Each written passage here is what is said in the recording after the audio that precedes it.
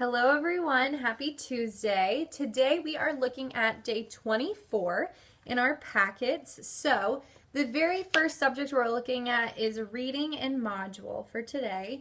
And you're gonna flip in your packet to page 13. So it looks like this in your packet. And you are going to click on that module video that's down in the description below, and you're going to follow along as they read Trees in Our Community, which is at the top of page 13. And then you observe these photos that are listed as places we can find trees. So you're going to follow along in the video as you look at the poem and the pictures.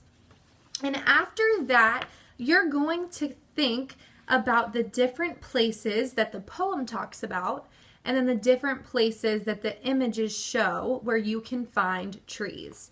So one way you can do this is by making a bubble map to help you with your thinking.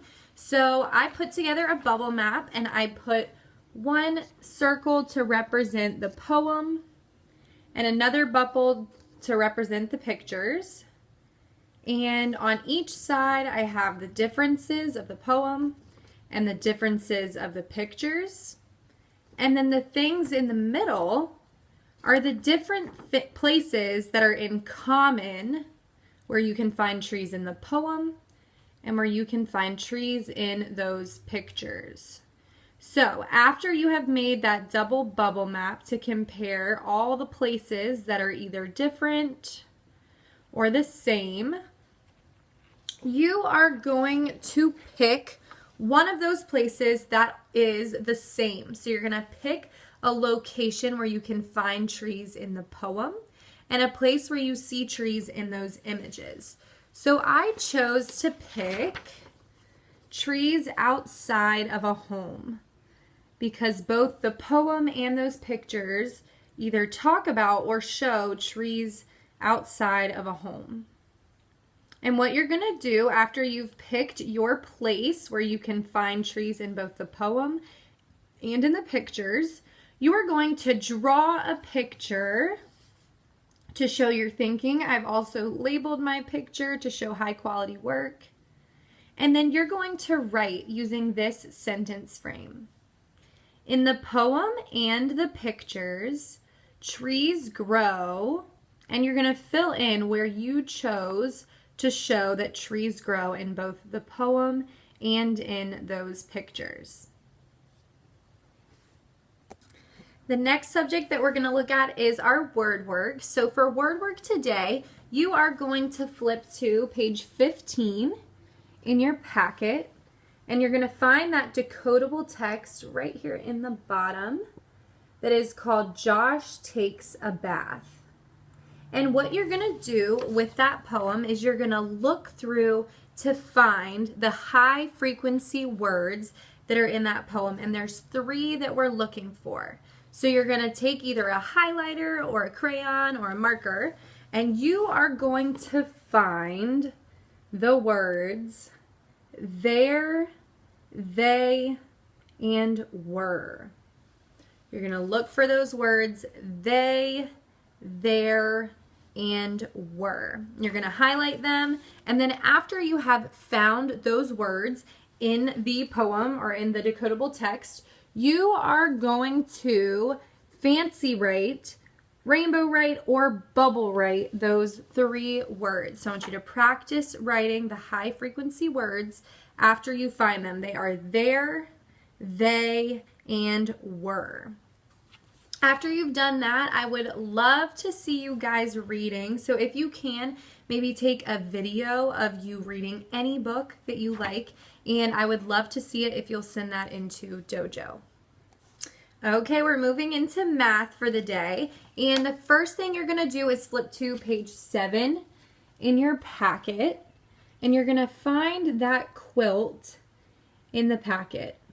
What you're going to do is outline the squares in red. So you're going to find all the squares and you're going to outline those in red. And then you're going to find all of the rectangles. So you're going to find the rectangles in the quilt. And you are going to outline all of those rectangles blue. You can do this either in here, or if you want to draw or cut this out and stick it into your journal, feel free to do that as well. After you've found all of those squares and rectangles in that quilt, you are going to draw a building, and you're going to draw any building that you want. It can be as creative and crazy as you want it to look, but you have to use only squares and rectangles. That's your one guideline. It must be made out of squares and rectangles. And what you're going to do after you've drawn that building using squares and rectangles, you're going to color all of the squares yellow and all of the rectangles green. So I drew a building and I wanted to show you my example. So here is my building that is made out of rectangles and squares. And as you can see, I've colored all of my squares yellow and all of those rectangles are green. So I can't wait to see y'all's different buildings that you come up with, and make sure to upload a picture. After finishing that drawing, you have one more thing left for math. You are going to answer 2 questions for me and then fill in a sentence frame. So I have them written here, and feel free to pause the screen if you need so that you can copy. But our first question is, how many sides are on either a rectangle or a square? You're going to answer that question. The next question you're going to answer is, how many corners are on a rectangle or square? And the last thing you're going to do is answer what is interesting about the length of the sides on a rectangle or square. So you have to think and compare and contrast the sides on the rectangles and the squares, and you're going to tell me what is interesting about the length of those 2 different shapes and their sides. Very last subject for today, we're looking at science. And in science today, we're talking about amphibians. So I know we've already talked about mammals, we've talked about reptiles, and now we're talking about amphibians. And I don't know, maybe you do or don't know what an amphibian is, but we are going to look at a little chart I made to help us understand or maybe remember what an amphibian is. So we've got our really long word amphibian right here.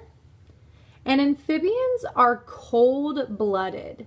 So remember, mammals like humans and giraffes and elephants, they are all warm-blooded. But amphibians are cold-blooded. And that means that they are the temperature of their environment. So if they're outside and it's really cold, then the temperature of that amphibian is going to be cold too. Amphibians also have scaleless skin. So they're not like fish. They don't have scales on their skin. They absorb water and oxygen through their skin. So they can kind of breathe through their skin, just how we breathe through lungs. Amphibians are also moist and wet. So when you touch them, they feel kind of slimy. And the last thing about amphibians is that they live near or in water. And I have a few examples of amphibians for you that I want to show you. And they are, there's a toad. You may or may not have seen a toad. I don't know, there we go. You can see it a little better. Toads are amphibians. Another amphibian that you, I'm sure, have seen hopping around outside at some time or another is a frog. So frogs are amphibians.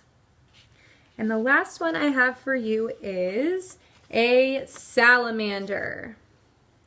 Salamanders are amphibians as well. They look kind of like lizards. They live in and around the water. So those are the 3 different amphibians that I showed you today. And what I want you to do is pick your favorite one. So you have 3.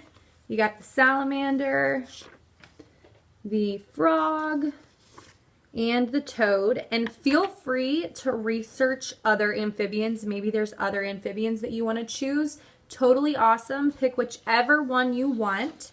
But you are going to draw a picture of that amphibian and then write a sentence to tell me why that's your favorite amphibian. So I chose a frog, and I drew my frog right here. He's got his long tongue up here, about to snatch a fly. And I wrote my sentence to match. So my sentence says, my favorite amphibian is a frog because it has a crazy long tongue.